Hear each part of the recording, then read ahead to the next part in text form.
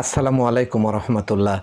যে যেখানে আছেন দেশে অথবা দেশের বাইরে, আশা করি ভালো আছেন। আমি মির্জা তারিকুল ইসলাম আছি আপনাদের সাথে আরেকটা নতুন নিউজে। ভিউয়ার্স, নিউজটিতে যাওয়ার আগে আমি আপনাদের কাছে বলবো, নির্বাচন ও নির্বাচন সংক্রান্ত নিউজগুলো আপনাদের কাছে পৌঁছাতে আমাদের চেষ্টার ত্রুটি হয় না। তারই ধারাবাহিকতায় আরেকটা নিউজে এখন আপনাদের আমি নিয়ে যাব, নির্বাচন সংক্রান্ত নিউজ। ভিউয়ার্স, আপনি যদি এই চ্যানেলে নতুন হয়ে থাকেন, চ্যানেলটিকে সবার আগে সাবস্ক্রাইব করে বেল বাটনটি অন করে দিয়ে আমাদের সাথে থাকবেন প্রতিনিয়ত নির্বাচন সংক্রান্ত নিউজ পেতে। ভিউয়ার্স, এখন আপনাদের আমি নিয়ে যাব সেই নিউজটিতে। ইসির হারানো ক্ষমতা ফিরছে, জোট হলেও ভোট হবে নিজ প্রতীকে। এটা হেডলাইন করেছে নিউজটির। এর ভেতরে কি লিখেছে চলুন দেখি। নির্বাচনে অনিয়মের অভিযোগ উঠলে পুরো সংসদীয় আসনের ভোট বাতিল করতে পারবে নির্বাচন কমিশন। এছাড়া বিনা ভোটে জয় ঠেকাতে একক প্রার্থীর বিপরীতে না ভোটের বিধান চালু এবং ভোটের মাঠে সশস্ত্র বাহিনীর সদস্যদের নিয়মিত আইনশৃঙ্খলা বাহিনীর মতো ক্ষমতা দেওয়া সহ বেশ কিছু বিষয়ে ক্ষমতা কমিশন ফিরে পেতে যাচ্ছে। এই লক্ষ্যে ইসির বৈঠকে গণপ্রতিনিধিত্ব আদেশ আরপিও 1972 সংশোধনের খসড়া চূড়ান্ত করেছে ইসি। এখন আইন মন্ত্রণালয়ের যাচাই বাছাই সাপেক্ষে উপদেষ্টা পরিষদের অনুমোদনের পর অধ্যাদেশ জারির মধ্য দিয়ে সংশোধিত এ আইন কার্যকর হবে। ফলে সরকার ঘোষিত আগামী ফেব্রুয়ারির ত্রয়োদশ সংশোধন নির্বাচনে এ আইন প্রয়োগ করতে পারবে ইসি।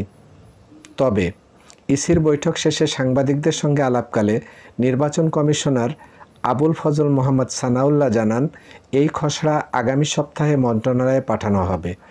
সরকারের সম্মতি পেলে তা সংশোধন অধ্যাদেশ নামে জারি হবে। এই সঙ্গে ঐকমত্য কমিশনের কোনো সুপারিশ থাকলে তা পরে যুক্ত করা হবে। এছাড়া গতকালের বৈঠকে নতুন দল নিবন্ধনের আবেদন নিয়ে আলোচনা হয় এবং 22টি দলের মাঠ পর্যায়ে কার্যক্রম তদন্তের সিদ্ধান্ত হয়। বাকি 121টি দলকে অযোগ্য বিবেচিত বলে ঘোষিত হয়। ইসির কার্যালয়ে কর্মকর্তারা জানিয়েছেন, আরপিওতে যেসব বিধান ফিরছে তার সবই 2008 সালের 29শে ডিসেম্বর অনুষ্ঠিত নবম জাতীয় সংসদের নির্বাচনের আগে ছিল। পরবর্তী সময়ে আওয়ামী লীগ সরকারের মেয়াদে অনুষ্ঠিত দশম, একাদশ ও দ্বাদশ সংসদ নির্বাচনে বিভিন্ন পর্যায়ে এসব বিধান বাদ পড়ে। এর মধ্যে হলফনামায় মিথ্যা তথ্য দিলে এমপি নির্বাচিত হওয়ার পর প্রার্থিতা বাতিলের ক্ষমতা ইসির হাতে থাকলেও আগের কমিশনগুলোতে এ বিষয়ে কোনো পদক্ষেপ নেয়নি। এবারেও এ বিধান প্রয়োগে কারো অভিযোগের জন্য ইসি অপেক্ষা করবে নাকি স্বপ্রণোদিত হয়ে ব্যবস্থা নেবে তা স্পষ্ট নয়। এর আগে এক বা একাধিক দল জোটবদ্ধভাবে নির্বাচনে অংশ নিয়ে অন্য দলের প্রতীকে ভোট করার সুযোগ পেত। এবার সে সুযোগ বন্ধ করার প্রস্তাব করা হয়েছে খসড়া প্রস্তাবে। গতকাল রাজধানীর আগারগাঁওয়ে নির্বাচন ভবনে প্রধান নির্বাচন কমিশনার সিইসি এএমএম নাসিরুদ্দিনের সভাপতিত্বে অনুষ্ঠিত বৈঠকে আরপিওর খসড়া চূড়ান্ত করা হয়। পাশাপাশি রাজনৈতিক দল ও প্রার্থীদের আচরণ বিধিমালা 2025-এর খসড়া চূড়ান্ত করা হয়। এই বৈঠক শেষে নির্বাচন কমিশনার আবুল ফজল মোহাম্মদ সানাউল্লাহ আরও বলেন, আরপিও চূড়ান্ত করার ক্ষেত্রে ঐকমত্য কমিশনের সংস্কারের সুপারিশকে বিবেচনায় আনা হয়েছে। এদিন ইসির বৈঠকে বেলা 11টায় শুরু হয়, দুদফায় বিরতি দিয়ে সন্ধ্যা 7টার দিকে শেষ হয়। ভিউয়ার্স, এই ছিল এই নিউজটি।